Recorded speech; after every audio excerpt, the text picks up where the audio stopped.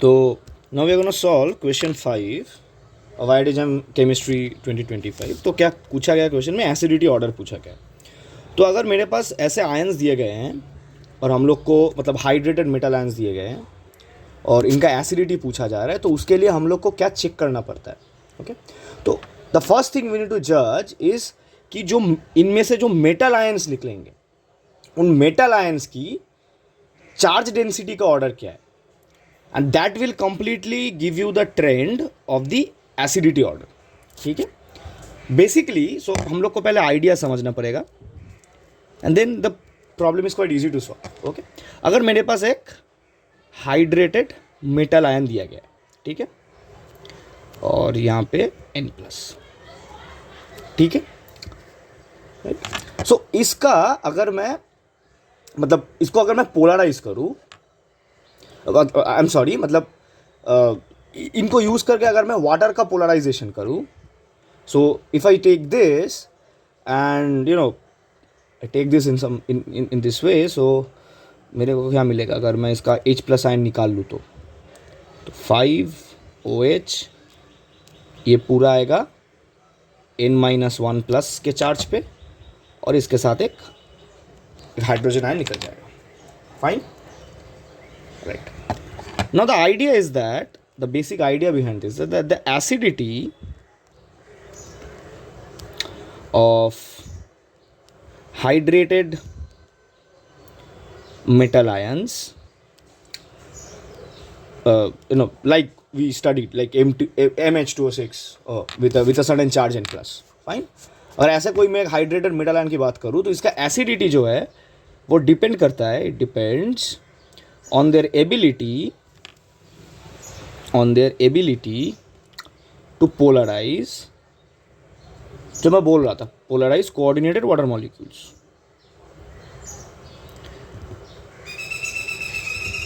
Coordinated water molecules, ठीक है, which leads to the release of H+ ion, right? Simple case। तो हम लोग को एक आइडिया मिल गया कि इसकी जो एसिडिटी ऑर्डर है उसको निकालने के लिए हम लोग को जज करना पड़ेगा कि इनका एबिलिटी कितना है कोऑर्डिनेटेड वाटर मॉलिक्यूल को पोलराइज करने के लिए, राइट। पर ये एबिलिटी डिपेंड करता है charge density of the metal ion के ऊपर, and that is what I was initially saying कि हम लोग को जज करना पड़ेगा कि जो मेटल आयन कंसर्न है हम लोग with from the given hydrated ions, इनमें से मतलब कौन से मेटल आयन का चार्ज डेंसिटी का मतलब इन मेटल आयंस की चार्ज डेंसिटी का ऑर्डर क्या होना पड़ेगा। ठीक है, if we get hold of that, what is the order of the charge density of the metal ions we are concerned about, तो इससे हम लोग का एसिडिटी का भी अंदाज हो जाएगा।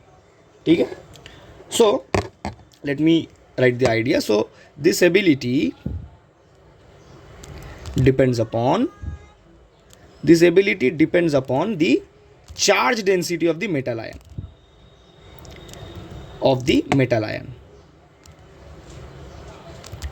ठीक है। अब हम लोग को बस वही जज करना है कि मेटल आयन का चार्ज डेंसिटी कैसा होना चाहिए। अब चार्ज डेंसिटी के साथ बहुत खास रिलेशन है दो चीज़ का, एक है चार्ज का और एक है आयोनिक रेडियस का। और हम लोग को ये पता होना चाहिए कि चार्ज डेंसिटी जो होता है, वो प्रोपोर्शनल होता है चार्ज से और इन्वर्सली प्रोपोर्शनल होता है आयोनिक रेडियस से। तो अगर इन दोनों चीज़ों का मैं थोड़ा सा अंदाज लगा लूँ तो हम लोग के पास चार्ज डेंसिटी के लिए एक आइडिया बन जाएगा कि चार्ज डेंसिटी का ऑर्डर क्या होना चाहिए। ठीक है, अभी अगर मैं पहला कंपाउंड लूँ,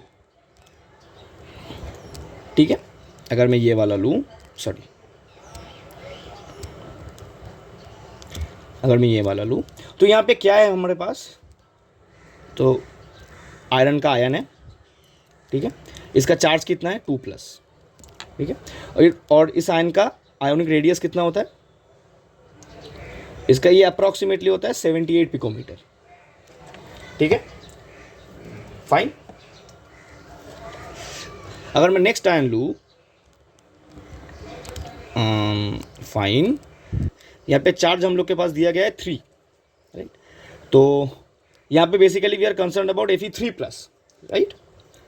तो इसका मतलब इसका चार्ज कितना होगा, 3+ होगा, इसका चार्ज है 3+, मतलब +3 charge basically, not 3+, no that's a horrible way to pronounce the charge, sorry, वो लिखते लिखते ऐसा हो जाता है, राइट। और इसका आयोनिक रेडियस होता है अप्रॉक्सीमेटली 68 पिकोमीटर, राइट। फेरिक और फेरस में ये अंतर होता है, फेरिक आयन और फेरस आयन में ये अंतर होता है, ठीक है। अब क्या होता है कि higher charge and smaller radius will increase charge density, right. तो यहाँ पे मेरे पास चार्ज ज़्यादा है, और मैंने देखा है पहले कि चार्ज डेंसिटी डायरेक्टली प्रोपोर्शनल होता है चार्ज के और इन्वर्सली प्रोपोर्शनल होता है आयोनिक रेडियस के।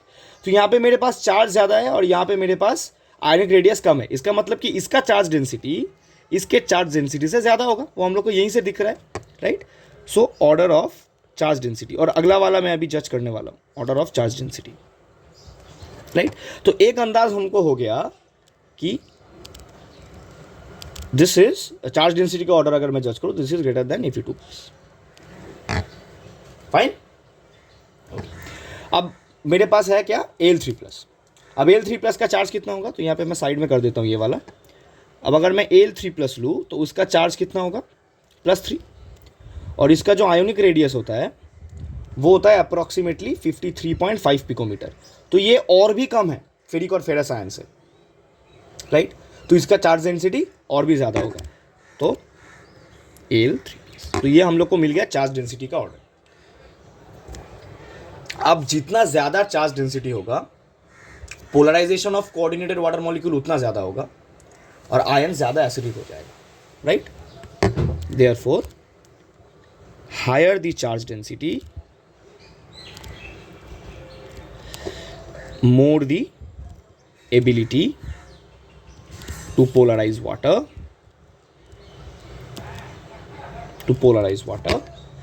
which makes the ion more acidic,